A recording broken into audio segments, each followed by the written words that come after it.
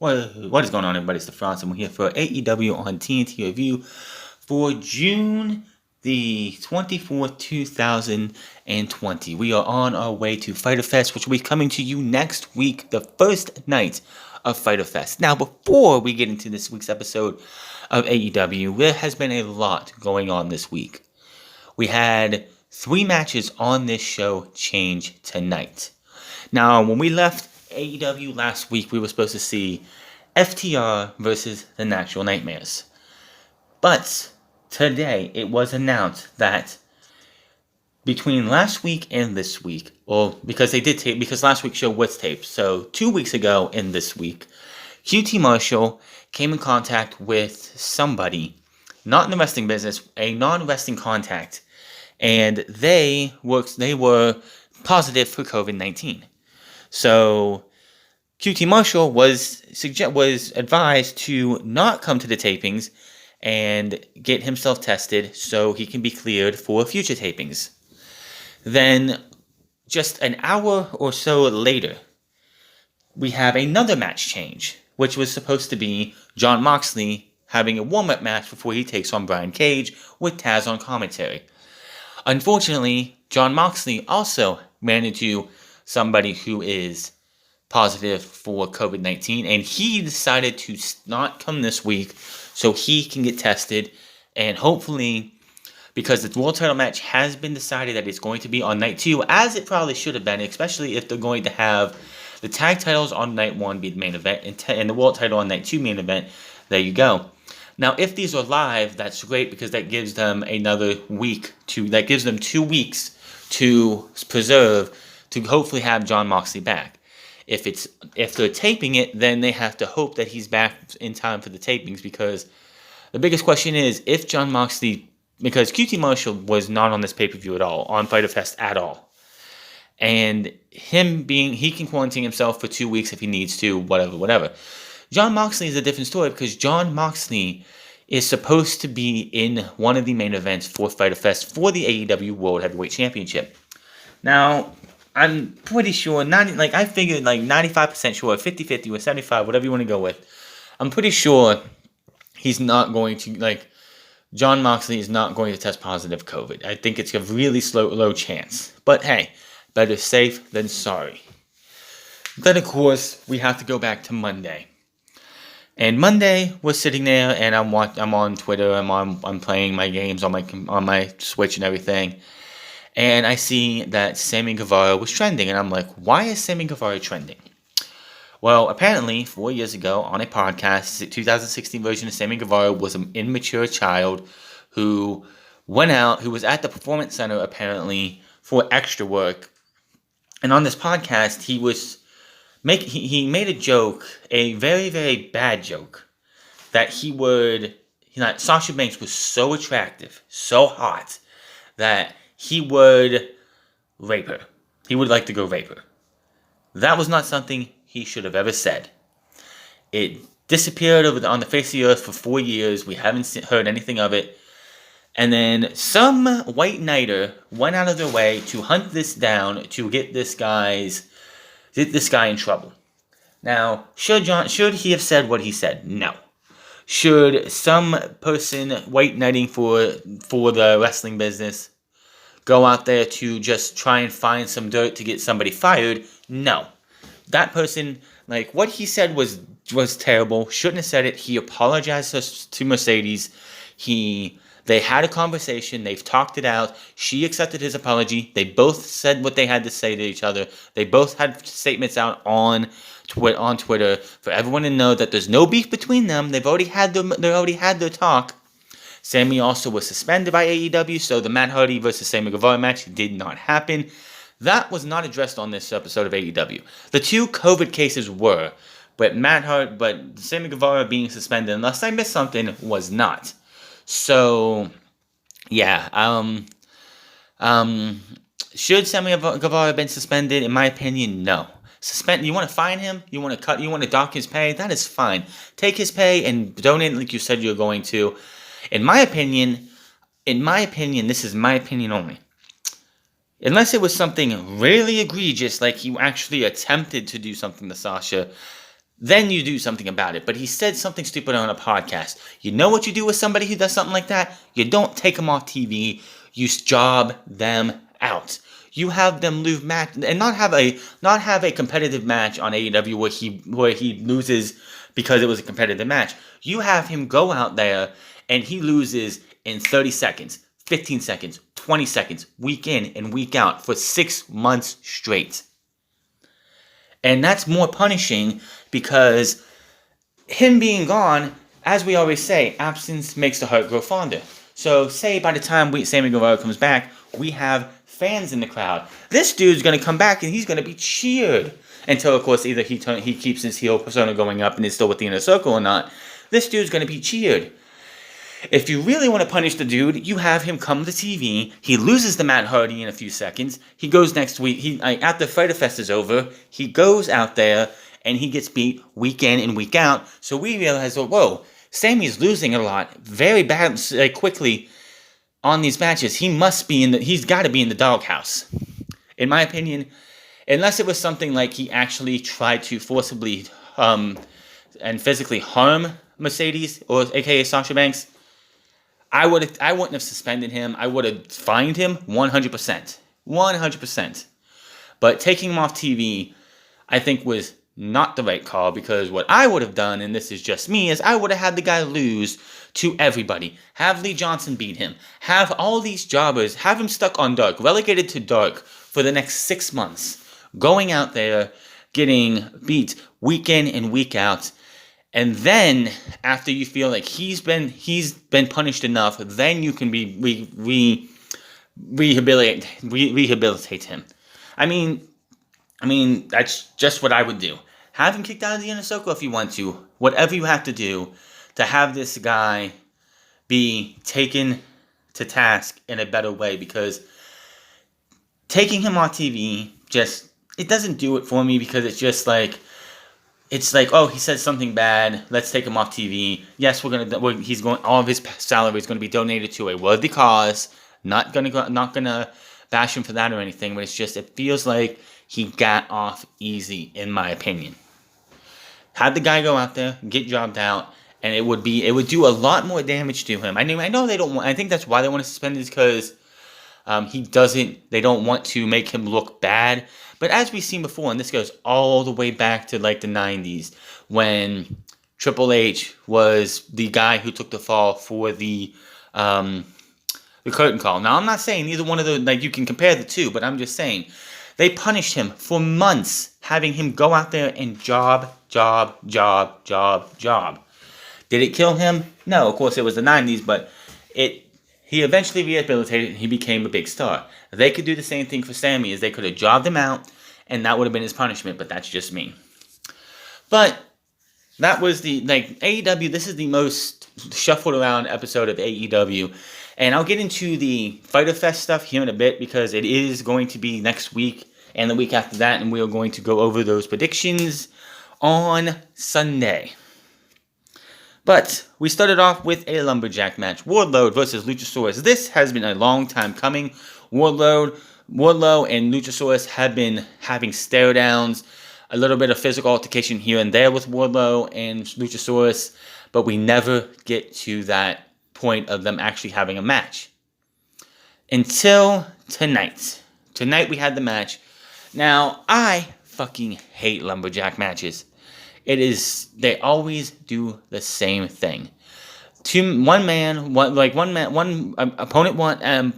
Participant number one takes on participant number two, and in the end, the babyface side of the lumberjacks and the heel side of the lumberjacks start brawling, and one thing leads to another. The referee's distracted. Somebody gets hit. It's like the babyface usually loses these type of matches, where in this case, Wardlow, Rick Knox, who is becoming one of the most oblivious fucking referees out there. He's letting too much happen. He gets distracted way too fucking much.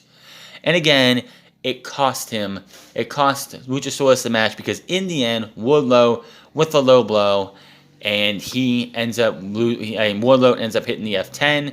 1, 2, 3, he picks up the victory. This is going to lead, and then after the match, these two go after Jurassic Express. The wrestlers come out and stop them, and we're going to have a tag team match for Luchasaurus and Jungle Boy Jurassic Express versus Wardlow and MJF at Fyter Fest. I believe that's on night 1 or night 2. We'll talk about that in a bit. Now, in this match, not much. It was a big match. It was a big man match mostly. These guys hitting off big power moves. Then they ended up fighting up to the ramp, up to the stage, and Wardlow, like at the time, we had all like the heels and the baby faces fighting each other. Brandon Cutler, for some stupid reason, came up behind trying to do something to Wardlow. He got thrown off into the crowd. Marco Stunt came over and he tried to do something. He ended up getting power lifted up and thrown into the crowd. Then Wardlow is not paying attention, and Luchasaurus hits him with the tail whip, which is his spinning leg kick. And yeah.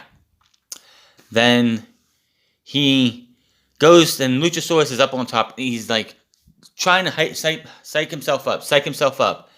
And the next thing you know, he does a shooting star press to the outside. They get back in the ring. It's just, I don't even know.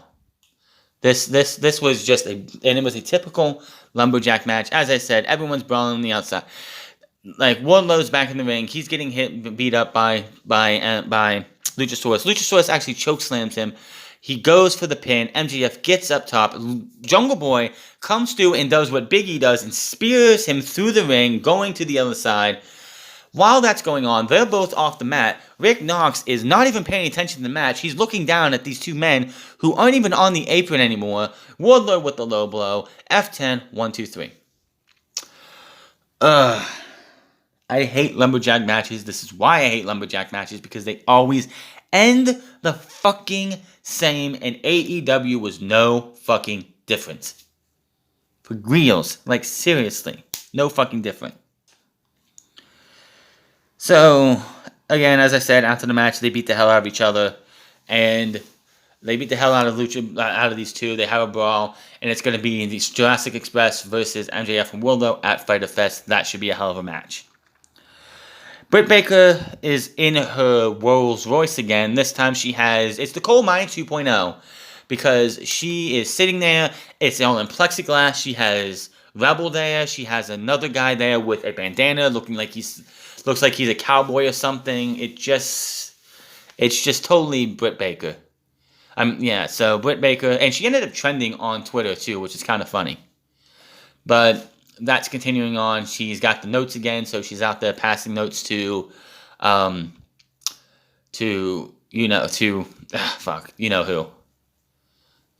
Schiavone. But moving on here. Hikaru Shida's out next for a match against Red Velvet, as Red Velvet was already in the ring, so she gets a jobber's entrance. And then Hikaru Shida, who's doesn't even make it to the ring, is at the stage. She looks over and sees Penelope Ford and Kip Sabian antagonizing her. She comes down, they have words, and then the referee, which is Bryce Rensburg for this one, tries to get her back into the ring. She's pissed off. She's about ready to use, Penelope Ford actually slaps Hikaru Shida. Hikaru Shida looks to use her kendo stick. Bryce Rensburg stops her and says, "Get in the ring. Don't mess with them. Get in the ring." She gets in the ring. She blasts Red Velvet with the knee. Hits a fucking Falcon Arrow. 1, 2, 3. She rolls her up, holds her in, shoot style, and wins the match. Goes right back out and wastes Penelope Ford. They brawl for a bit. She actually hits a huge forearm onto Kip Sabian. Ricky Starks is on the heel side apparently, so he's over there trying to help stop. He ends up eating a shot from, I believe it was Penelope Ford, and eventually they all stop. And that's going to be our match. We're going to have that match, of course, going into Fyter Fest, I believe, night 1. So, AEW TNT Championship press conference from earlier in the night, which was, I don't know why. I like the fact that they're doing a press conference, but I don't think this match is warranting a press conference. Brian Cage versus Jon Moxley. If Jon Moxley didn't get the whole COVID scare and everything, this would have been a good setting for them. Moxley on one side, cage on the other with Taz doing most of the talking. This would have been a great spot for that, but they went with the TNT Championship. I do like that they want to do a press conference. Like I said, I just don't think this was the right one for them to do. But Cody's out there, and Hager is not. Hager is MIA. He's not here yet. And Owen is asked if he's surprised that Hager hasn't shown up. Owen says he isn't necessarily surprised, but despite Hager doing a good job, a lot of barking lately, it's just not time for Hager. He did a coach's corner after all that huffing and puffing that Hager did earlier in the show, the night that Cody accepted his challenge. He did a coach's corner back later on, and he said it just wasn't the time for him. And then he saw Cody a couple minutes later after the coach's corner was over, and Cody's like, "You're not gonna want me to deal with that, motherfucker." And I guess there was a vein popping out of Cody's head. He saw the anger, he saw the challenge in Cody, and he looked like he was ready. But he's disrespecting people for not showing up today. He says at the end of the day, we will have a TNT champion still, and that will be Cody Rhodes. Cody is asked how it feels to be the first TNT champion. He says it feels like hope. Says he has a reputation of a Boy Scout to do the work, and that he may not sit well with everyone, but he doesn't like meta or cosplay in wrestling. He likes professional wrestling. He talks about the title bout, and it is public knowledge that this isn't the complete belt. He said nickel and nickel plating and stuff. I thought it was supposed to have gold plating. What the hell is up with the? I just want that title belt to be done so we can actually see what it looks like for reals. It's well known it's incomplete and helped them get through the fog of this pandemic. He's talking still, and then Jake Hager finally shows up with his wife. And Cody's like, "We can start this now, right?" Hager comes out with his wife. He's like, "You ready for this? Cameraman?" They get up. They do the face-to-face. Hager does poses facing forward. Then takes his fist and points it in Cody's face. Cody gets this little dickish smile on his face and smacks his hand away. And Dustin looks like he's trying to get up and get Hager's face. Cody's like, "That's enough. We got this. I got this." Hager goes to leave, and Hager's wife grabs a glass, because they gave him water. You gotta have water when you're up there, because when you talk, as I know full fucking well, when you talk, you need to keep yourself hydrated. Whether it's streaming, podcasting, doing a press conference, that's why they have water there. But she grabs this glass, Cody turns back around, and she just dumps it in his face. So, they had... Arn and Cody sounded fantastic. They sounded great. They sounded like they wanted to make this title mean something, but it just felt like that it was kind of a waste. It was honestly kind of a waste, in my opinion, that you did this entire press conference, because it felt like having Cody out there doing everything he can to build this title up, and then just having Hager show up and just do the fist thing, and then just have his wife throw. It just felt wasteful. It really did. Let's see here. Sonny Kiss, we see a continuation of what happened last week with Sonny Kiss and Joey Janela. He said she. God damn it! I said she. It's a he. He's a he. But they switch sides. And Joey Janela continues to ride. They get to a gas station. Joey Janela goes in. He's trying to buy stuff. Sonny Kiss is pumping gas when a bunch of guys come up who look like they're going to start trouble.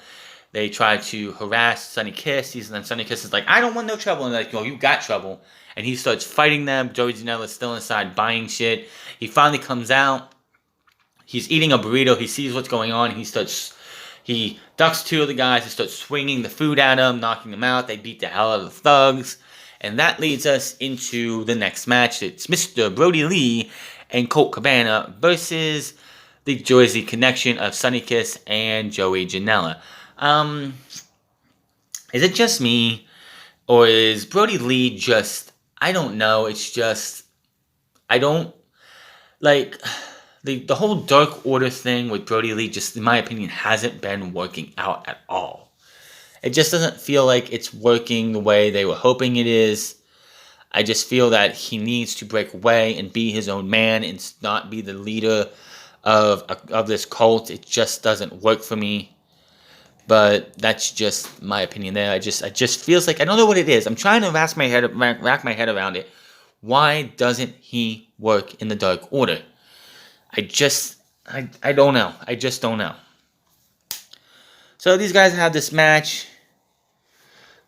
Here, Lee and Kiss get things going. Kiss goes for a power bomb, like goes up to try and do a Hurricane Rana, and Brody Lee goes to power bomb him down, but he ends up flipping off. Lee tosses Kiss aside. Janela tags in and immediately gets shoulder blocked down. Lee tags in Cabana, but Janela takes control, then tags in Kiss. Kiss and Janela with some tandem offense. Lee gets in and hits a big boot on Janela, hence which they were trying to do the. You had Sonny Kiss had Colt Cabana in the. What the hell is that finisher? That what is the last chancery, like a chancery submission, and Joey Janela is going to bounce off the ropes to hit Colt Cabana with a drop kick, but Brody Lee comes in and hits him with a big boot. Silver and Reynolds with some cheap shots. Cabana didn't see. He throws a big elbow into Sonny Kiss as Sonny Kiss runs back in, who falls back into Cabana. Janela with a crossbody on Cabana, Death Valley Driver, cover 2. Kiss with a big flip off the top rope down to the floor. Back in the ring, Kiss with a 450 splash on Cabana. Janela with the cover. Lee breaks it up. Janela sends Lee to the floor. Kiss with a drop kick on Lee and throws an elbow to Cabana. Janela puts Cabana on his shoulders. Colt with a reversal cover 2. Lee's kicked back to the floor. Lee back up to the second rope, but Cabana is pulled out of the ring. Kiss then lands a crossbody on Silver and Reynolds. Lee with a big kick to Kiss. Janela tries for a suicide dive as Cabana is pushed out of the way. He pushes Cabana out of the way as he has him held up as Cabana's, rocking a little bit. He pushes him out of the way. Joe Janela goes for a suicide dive. It looks like, I don't know if this was a botch or not, but it looked like Lee was trying to catch him and throw him or move out of the way, and it just seems like there was a little bit of miscommunication there. Lee with a discus lariat on Janela. Colt Cabana is the legal man, so Colt Cabana runs into Lee, and Lee just points, he's there, he's done, and immediately Colt Cabana doesn't even think twice, just pops down, gets on him 1, 2, 3, and gets the win. So Colt Cabana, who is not really receptive of going to become a part of the Dark Order, was quite quick to take that win that Brody Lee was offering him. So could there possibly be a chance that we see Colt Cabana soon join the Dark Order? Maybe sometime soon? Maybe at Fyter Fest? Maybe on the way all out? Or is it all just going to be something that it's going to not be what we think it's going to be? Post-match, Lance Archer out of nowhere attacks Sonny Kiss and throws him across the floor. Janela is up with a chair. He throws it at the face of Lance Archer, who puts his arms up, blocks it, knocks the chair down, and the chair folds open. And it sits up. I thought that was kind of funny. But he destroys Joey Janela, drops Janela. Robinson holds Archer back from doing anything else. Then we see for some reason, a highlight package of Shawn Spears winning his match last night, putting a foreign object in the black glove to pick up a win over Shug D, a.k.a. Pineapple Pete. I guess he's Pineapple Pete now, not just Shug D. Then we go to the first match that was changed, FTR versus SCU. This was what we've been wanting to see. Now, I gotta admit, 2 weeks ago was that FTR made their in-ring debut against the Butcher and the Blade. I'm gonna have to be honest that I just did not like they did the best they could, but it just seemed like they didn't connect well with the Butcher and the Blade. Now, the Butcher and the Blade are one thing. SCU is a totally different animal. This was a fantastic tag team match. This is the tag team wrestling we have been wanting to see out of FTR, aka the Revival, since they made their WWE main roster debut. What was it, 2-3 years ago? When they came up and they destroyed the New Day, and we haven't seen this type of wrestling from them in a while. This was a fantastic match. FTR works on Kazarian in early stages of the match. Commentary notes National Nightmare are off tonight's show due to QT Marshall coming in contact with a non-wrestling acquaintance who tested positive for COVID. I do want to give AEW props because they don't treat their audience like children. They don't sit there and like, oh, this coronavirus doesn't exist. This coronavirus isn't real. This coronavirus isn't hampering the state of wrestling for them. They actually treat you like a fucking adult. They don't live in a fantasy world. They live in the real world. But of course, Vince McMahon lives in the WWE universe. How did that work out for WWE? We'll talk about it on Sunday. What happened this week with WWE and what could be going on as we get further out in the week. Hopefully by Sunday, when I have unscripted up for you guys, we'll have a lot more going on and how bad it really is for WWE. But anyway, Daniels gets tagged in and lands some chops, knees, and a headbutt on Wheeler. Hardwood tags in, holds on to Wheeler as he's whipped into the ropes to avoid a strike. The two teams get in the middle of the ring as some shoving starts happening, and then they start brawling. And Kaz and Dax start laying in the heavy hitters. Dax Hardwood and Kaz were just beating the hell out of each other with these fists. I thought they were literally shooting on each other.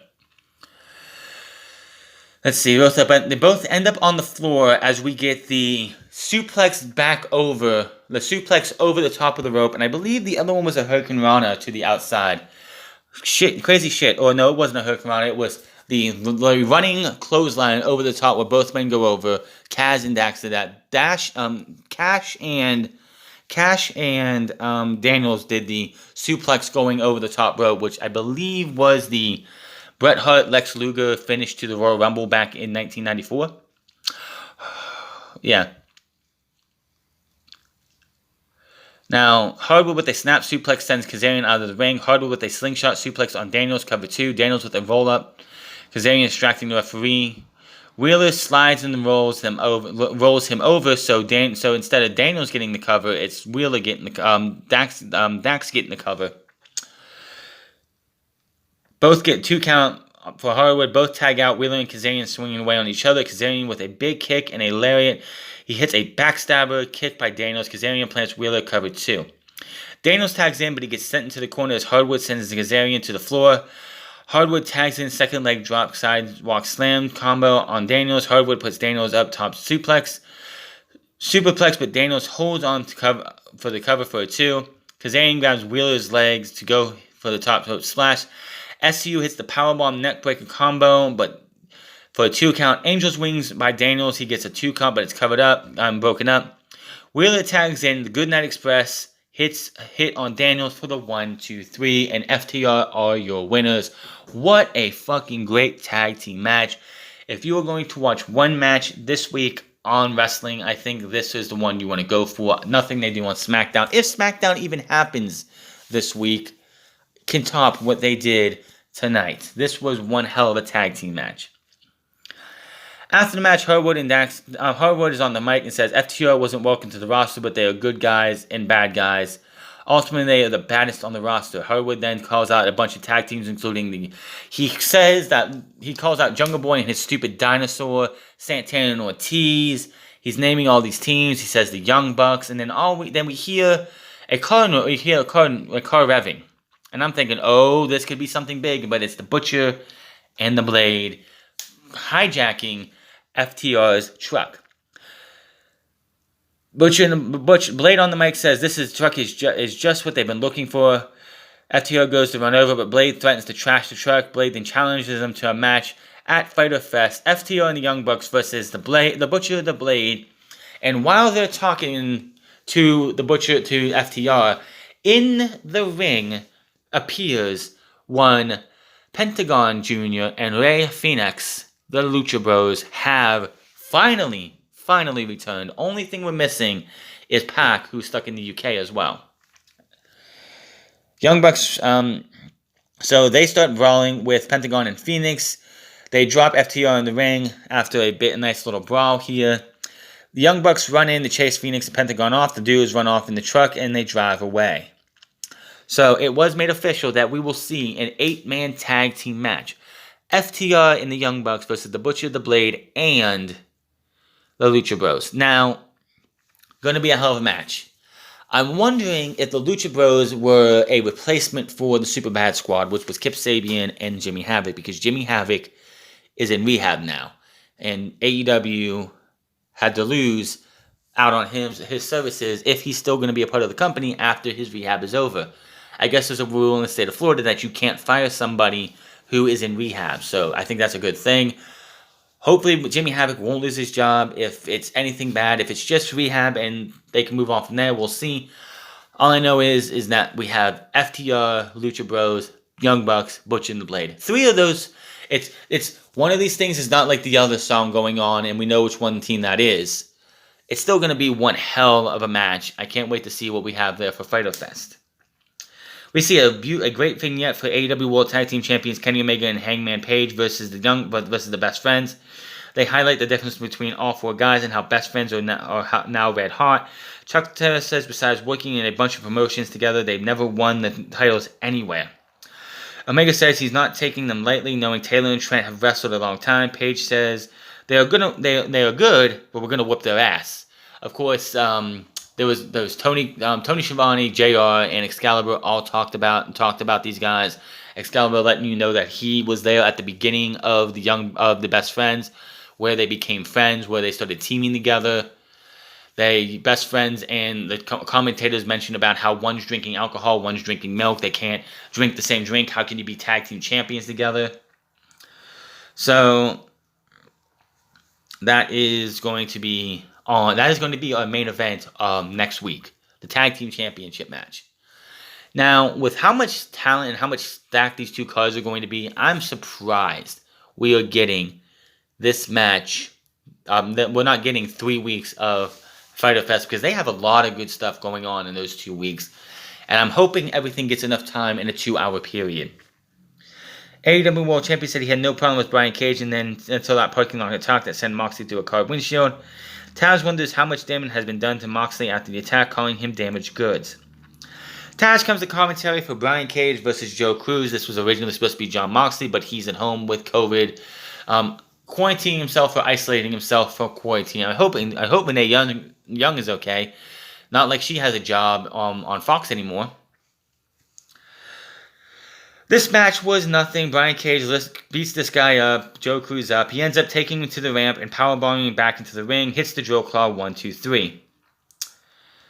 Post-match, Taz gets on the mic, and Taz being made into Brian Cage's mouthpiece was a good fit, was great idea for whoever thought this was a good idea, because this has been great. Taz is out there killing it. I don't know how well of a mouthpiece or how well of a talker Brian Cage is, but they got a hell of a mouthpiece for him. He could be, in my opinion, the Paul Heyman of talkers in AEW when it comes to advocating for their clients. I think this could be a Paul Heyman, Brock Lesnar type scenario. Taz looks at the camera and says, "Hey, where you at, Mox? This guy here, he kicked ass. He came to work. He competed. Where are you? Where are you at? Oh, I see you. Look into this lens. I see him. He's there sitting on his ass." Taz says Moxley's afraid. He continues that Cage came to work while Moxley stayed at home with a bullshit excuse, and that Cage is that Cage is going to take the title on Fyter Fest. And Moxley, can you stop the path of Cage? I butchered that entire promo, but you definitely need to hear that promo. It was fan-fucking-tastic. Definitely something worth listening to if you want to listen to what he has to say. I'm just hoping we get the match. That's my question. I'm just hoping we get the match. Night 1 of Fyter Fest follows as so. Wardlow. Okay, we're going to do our predictions right now. Fine. They have it right here. MJF versus Wardlow, and Wardlow versus Jungle Boy and Luchasaurus. I'm going with MJF and Wardlow. You don't want to have MJF have any blemishes on his record just yet. Private Party versus Santana and Ortiz. This one, I'm going to Santana and Ortiz. Private Party is not there yet, but this is going to be great. If they get 10, 15 minutes between them and Private Party, it can only benefit Private Party if they take on Santana and Ortiz and have a banger of a match. Hikaru Shida will take on Penelope Ford. This match should not last more than 3 minutes. Hikaru Shida for the win, no problem whatsoever. Cody versus Jake Hager for the AEW TNT Championship. Cody is winning this, no problem. I don't see Jake Hager winning the match yet, and I don't see Jake Hager being the one to take the title off of him. Hangman Page and Kenny Omega versus the Best Friends AEW World Tag Team Championship. This one, I'm a little lost at right now. Before Monday, I was certain that it's possibility that Best Friends are going to win this match. And they would take on the team of the Sex Gods at All Out. We would build towards All Out with the Sex Gods versus these guys, unless they do something in March. And that would be the feud for that team. But then Sammy Guevara got suspended, and we don't know what's going on with that, and the Sex Gods isn't a thing right now, so I don't know who's winning this match. Night 2 is as follows. Nyla Rose will be in action. Apparently she has a big surprise and a big announcement, so we'll have to find out who she's facing. SCU versus the Dark Order, as we find out later on that Colt Cabana felt good about winning, and Brody Lee was like, everyone suffers a loss, but it's what we do with it that makes us who we are. And he says, I want to show you at Fyter Fest against SCU.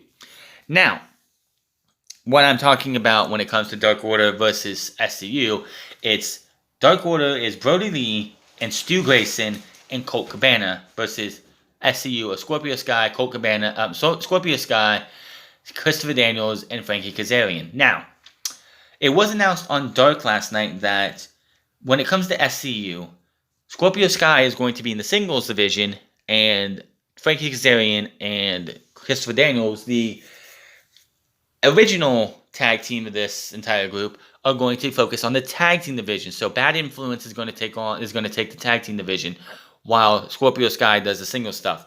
But they will join forces together for a 6-man tag match. And if we ever get 6-man tag team titles in AEW, they are going to be one of those teams that you look forward to possibly winning those titles. Lance Archer takes on Joey Janela, which that's going to Lance Archer, no problem. FTR and the Young Bucks versus the Butcher, the Blade, and Phoenix and Pentagon Jr. Chris Jericho versus Orange Cassidy, and as of right now, we have the world champion Jon Moxley versus Brian Cage. Now, FTR versus the Young Bucks versus Butcher and Blade and Phoenix and Pentagon. I'm going with this one's going to be tough because it's Rey Fenix. It's Rey Fenix's first match back since his injury. It's Pentagon's first match back since the first night of this entire COVID thing when they were there setting up a street fight, which never came to happen. FTR needs a win, and the Lucha Bros need a win. Butcher and Blade and Young Bucks, I'm going to have to say FTR wins this one, beating the Butcher and the Blade. I just don't know. Chris Jericho is going to beat Orange Cassidy. I think that's an obvious answer right there. I don't think that match lasts more than 10 minutes. And then, as of right now, Jon Moxley versus Brian Cage. I'm going to say Jon Moxley wins, but it's going to be a brutal fight that ends somewhat the same way that Jon Moxley and Brody Lee did. Those are your predictions for AEW's Fyter Fest coming to you next week and the week after that. Britt Baker is hanging out in her car with Rebel. Big Swole rolls up to the car and talks some trash. Baker says there's nothing Swole can do. It's this time and enjoys a drink, which looks like, I guess they called it an apple teeny. Swole says, okay, I got you. So she walks away, and then we go to a looking down at the Britt Baker faced off. Then behind Britt Baker comes Big Swole. And I'm like, what's she going to do?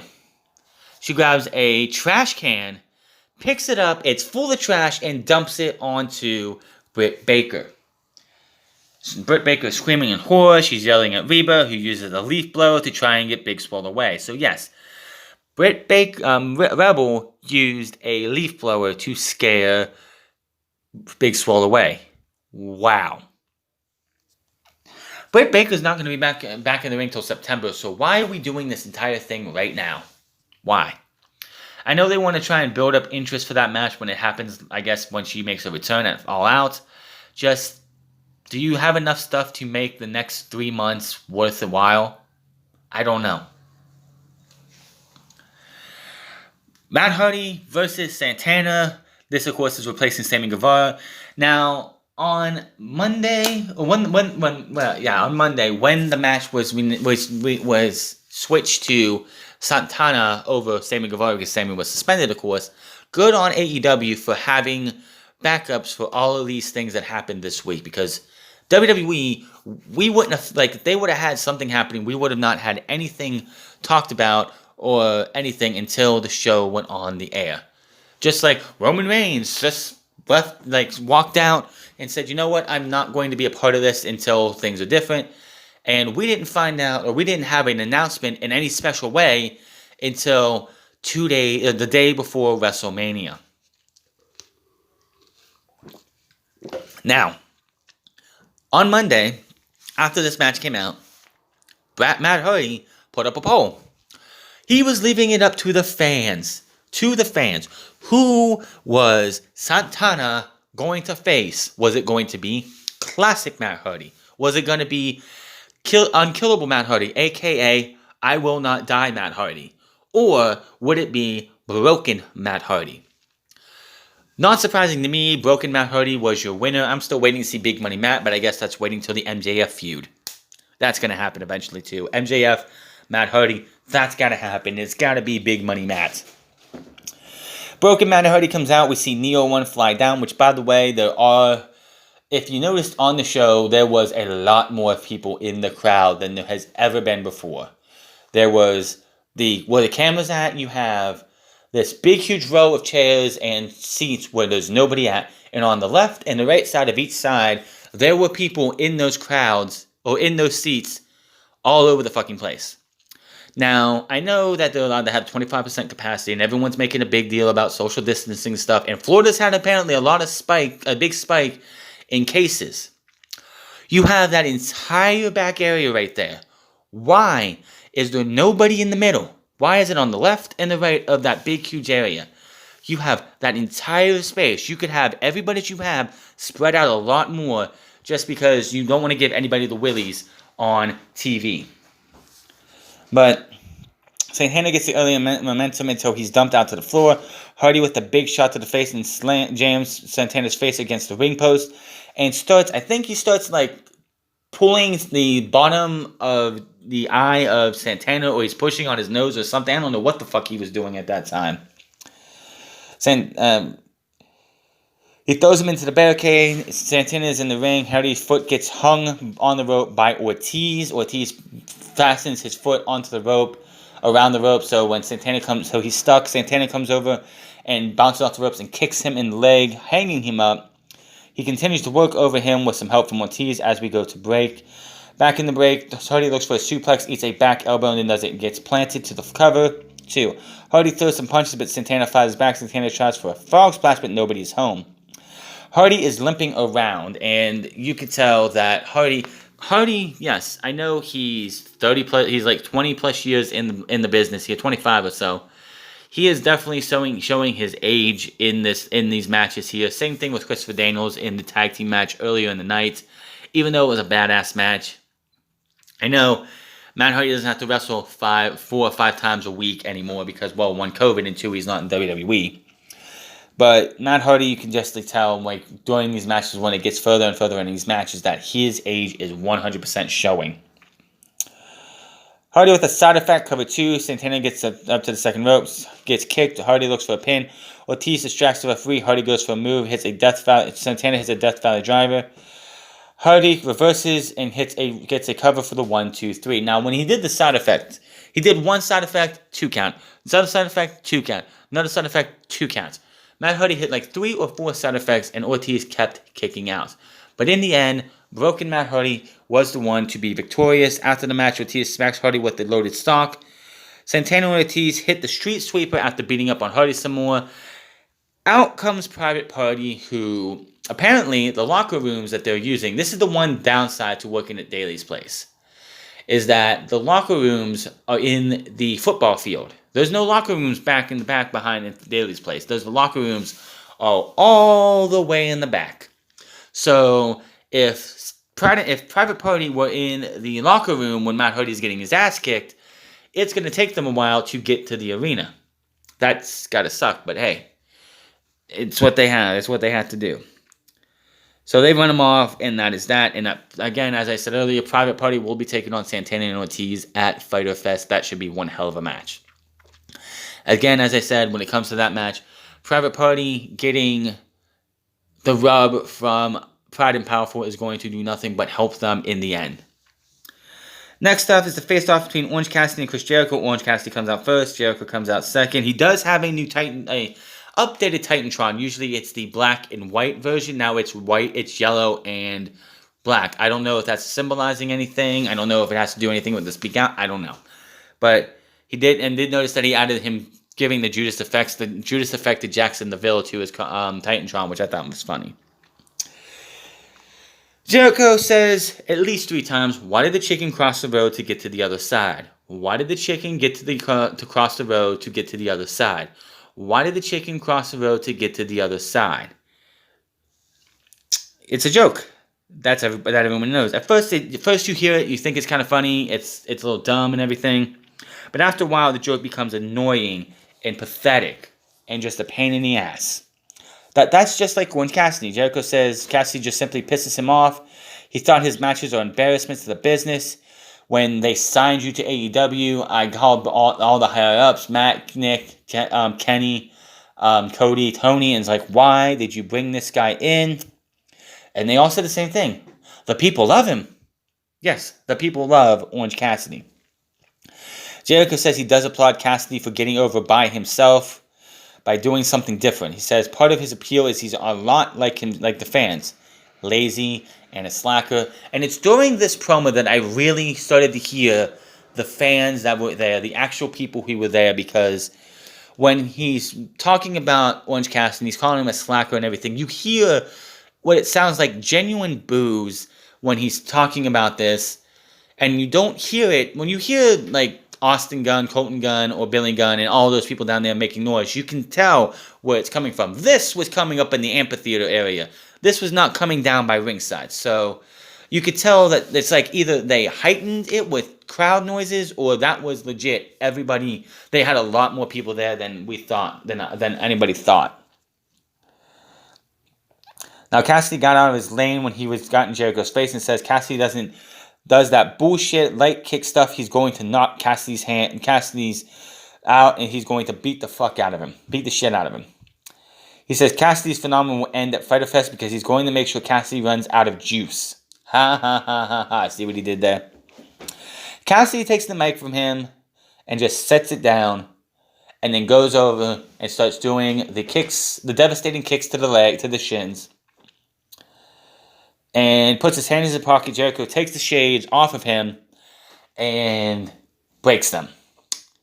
Don't do 3 things in life. Pull on Superman's cape, piss in the wind or spit in the wind, and don't break Orange Cassidy's aviators. Because this is what Orange Cassidy went from the lazy, I'm going to do as little as I can, to Jericho, I'm going to fuck you up. And he sweeps the leg, starts beating the hell out of him. They get to the floor, they're brawling all over the place. They actually start brawling over to the area where the crowd is. You can, the crowd was getting crazy with this. They're brawling, they're going up into the balcony, up the amphitheater. They're fighting, they're brawling all over the place. Somehow, Cassidy got cut in the ear again. Jericho... All this comes down to Jericho is stunned. Cassidy walks. There's a table behind Jericho with a TV on it that you can actually see what's going on. And Cassidy just slowly walks up like he's in a trance. Comes running back down. Hits a beautiful Superman punch, sending Jericho through the table. And then from the great beyond, Orange Cassidy finds another pair of aviators, puts them on, and stands there with blood, which I didn't notice until he went to walk up to do the Superman punch and turn around, and you see there's just blood trickling on his shirt. So it's like, where the fuck did he get bloodied at? He runs down, hits the Superman punch, and then he gets another pair of sunglasses, and that was that. So This was a hell of a way to end the show. Makes you really want to see Orange Cassidy and Jericho go at it for at least 5 minutes or so. I don't think the match should go very long because it is Orange Cassidy. You don't want to have to do... you don't want... Orange Cassidy is never going to be one of those characters that is in a singles match for 25, 30-minute classic. It's just not happening. That is not the MO for Orange Cassidy. So, seeing these guys going out there and giving you this little bit of a tease for what we're going to see next week, that is great. I can't wait to see what happens. It's not next week, it's in 2 weeks. My bad. 2 weeks. So Fyter Fest Part 2, 2 weeks from now, is going to be Orange Cassidy versus Chris Jericho in the semi-main event. But this was another good episode. Not much to complain about. AEW is firing on all cylinders. I can't wait to see what happens next week. Oh, and by the way, I knew WWE was going to eventually do something. I knew they weren't just going to do a regular, normal NXT. They were going to do something. NXT will present to you next week the Great American Bash. So we have Fyter Fest on TNT and the Great American Bash on USA Network with a strap match. If you don't know, I'm pretty sure there's been a couple strap matches at WCW's Great American Bashes in its lifetime. But that's going to be next week. We have a full week to go. Hopefully nothing else happens when it comes to positive COVID testings. I don't want anything any match to be pulled. I don't want anyone to be losing out on a payday or something. I don't want anyone to be gone because of something like that. If you're really going, if you're going to be AEW, just stay in a hotel. Stay somewhere where you know that you're not going, and don't interact with anybody you don't know. If you don't know that they've been tested or anything, don't hang out with them. You have so much, we want to see these matches happen. We want to see Jon Moxley versus Brian Cage. We want to see SCU versus the Dark Order. We want to see all these matches. Jericho versus Orange Cassidy. Jungle Boy and Luchasaurus versus MJF and Wardlow. We want all these matches to happen. Be mindful that if you get caught with somebody if you get tested positive for COVID, you're going to be missing out on what could probably be one of the biggest matches of the year.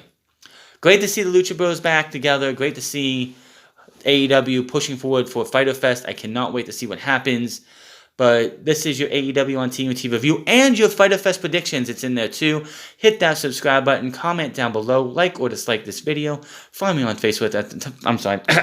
Find me on Twitter at The France Club. Find me on twitch.tv/The France Club. Find me on Instagram at The France Club. And I will see you guys Friday for hopefully SmackDown. If there's no SmackDown, we'll have to see what else. But until then, my name is The France, and I'll see you guys later.